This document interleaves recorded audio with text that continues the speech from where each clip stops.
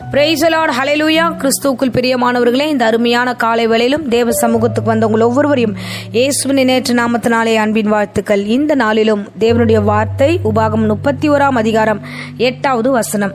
கர்த்தர் தாமே உனக்கு முன்பாக போகிறவர், அவர் உன்னோடே இருப்பார். ஆமேன்.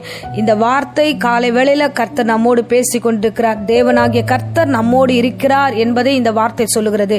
இந்த வார்த்தை மோசே யோசுவாவை பார்த்து சொல்லுகிறார், இஸ்ரவேல் ஜனங்களை கொண்டு போவதற்கு நீ பயப்படாத, அடுத்து நீதான் இந்த ஜனங்களை கானான் தேசத்துக்கு கொண்டு போக வேண்டும், தொடர்ந்து இந்த பயணத்தை நீ தொடர்ந்து நடத்து, நீ பயப்படாத, சோ கர்த்தர் உன்னோடு கூட இருப்பார் என்று இந்த வார்த்தை சொல்லுகிறார். கர்த்தர் தாமே உனக்கு முன்பாக போகிறவர் அப்படின்னா, மோசே வழி நடத்தும் போது, ஜனங்களை வழி நடத்தும் போது கர்த்தர் அவருக்கு முன்பதாக கடந்து போனார்.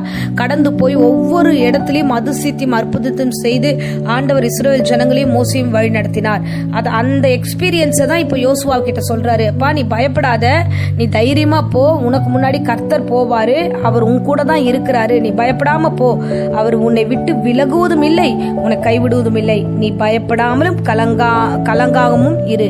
சோ நீங்க நிறைய விஷயத்த பயப்படுறோம், நாம ஒரு காரியத்தை எடுப்பதற்கு பயப்படுறோம். ஆண்டவரே, இது உங்களுடைய சித்தம் இல்லையான்னு தெரியல, ஆண்டவரே நான் எடுக்கட்டா வேண்டாமான்னு சொல்லிட்டு நம்ம பயந்துட்டு இருக்கிறோம். வாழ்க்கையில அடுத்த பயணம் ஒன்று கடந்து போகிறோம்னா எதை குறிச்சு பயப்பட வேண்டிய அவசியம் இல்லை. கர்த்தர் நம்மோடு இருப்பார். அல்லேலூயா. சோ நீங்கள் தேவனுடைய காரியமாய் தேவனிடத்துல முன்னிட்டு ஒப்பு கொடுத்துட்டு நீங்க கடந்து போகும்போது நிச்சயமாய் கர்த்தர் உங்களை ஆசீர்வதித்து நடத்த வல்லவராய் இருக்கிறார். இஸ்ரவேல் ஜனங்களை கொண்டு போவது, கானான் கொண்டு போவது தேவனுடைய திட்டமா இருந்தபடினால மோசேவுக்கு அடுத்து யோசுவா தேவைப்பட்டார். ஆகையால கர்த்தர் அவனை பலப்படுத்தி இந்த இடத்துல கொண்டு போகிறார். இன்றைக்கும் உங்கள் வீடுகளிலே நீங்கள் தொடர்ந்து ஜெபிக்கிற பிள்ளைகளா இருக்கிறபடினால உங்களை கொண்டு கர்த்தர் அந்த வீட்டில் ஆண்டவர் ஆசீர்வாதத்தை தொடங்க வேண்டும் என்று கர்த்தர் விரும்புகிறார்.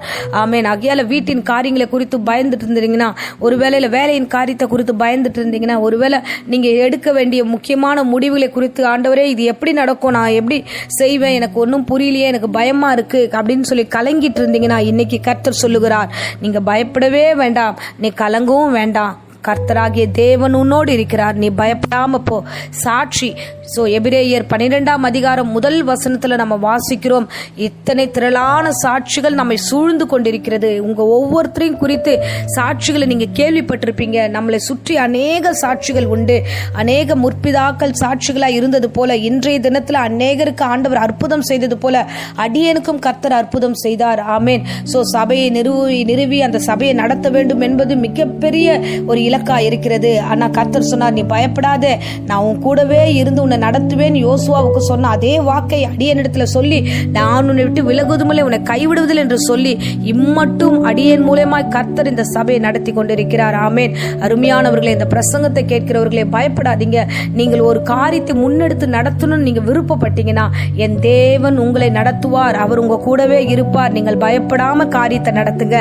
சோ காரியத்தை குறித்து நாம யோசிக்க வேண்டிய அவசியம் இல்லை. காரியத்தை கர்த்தரே வாய்க்க பண்ணியிருக்கிறார், காரியத்தை கர்த்தரே கொண்டு வருகிறார். ஆகையால நீங்கள் கடந்து போனால் போதும், தேவன் உங்களுக்கு முன்பதாக போய் கோணலானவைகள் எல்லாவற்றையும் செவ்வையாக்குவார்.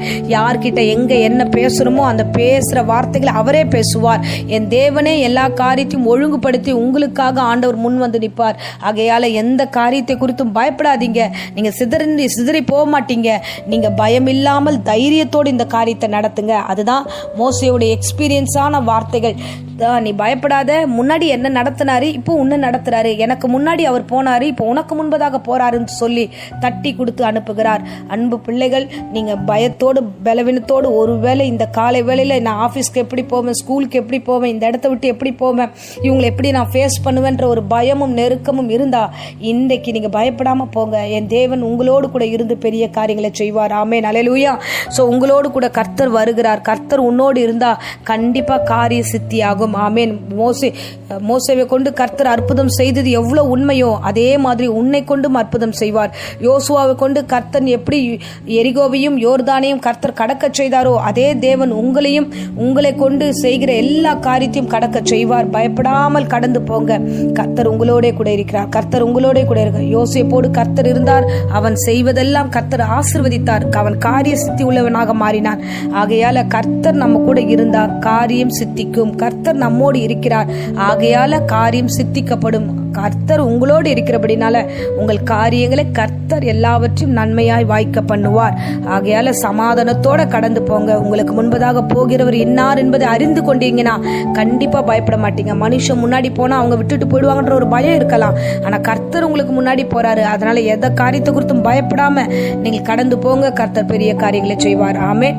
இப்பொழுதும் அடியேன் உங்களுக்காக ஜெபிக்கிறேன். அன்பு தெய்வமே, இந்த அருமையான தருணத்துக்காய் ஸ்தோத்திரம். ஆண்டவரே, நீர் பேசின வேத வசனத்துக்காய் ஸ்தோத்திரம். மோசே திடப்படுத்தின வார்த்தைக்காக நன்றி. கர்த்தர் தாமே உனக்கு முன்பதாக போகிறவர் என்று சொல்லினது மாத்திரம் அல்ல, கூட இருக்கிறார் என்ற ஒரு வெளிப்பாடையும் கொடுத்ததுக்காக நன்றி ஆண்டவரே. இன்றைக்கு இந்த பிரசங்கத்தை கேட்டுக்கொண்டிருக்கிற ஒவ்வொருடைய இருதயங்களில் ஆண்டவரே, நீர் கூடவே இருக்கிறீர் என்ற உணர்வை கொடுத்ததுக்காக ஸ்தோத்திரம். பலவீனமான சிந்தனைகள், தனிமையான சிந்தனைகள், யோசனைகள் இயேசுவின் நாமத்தில் சபித்து கட்டுகிறேன்.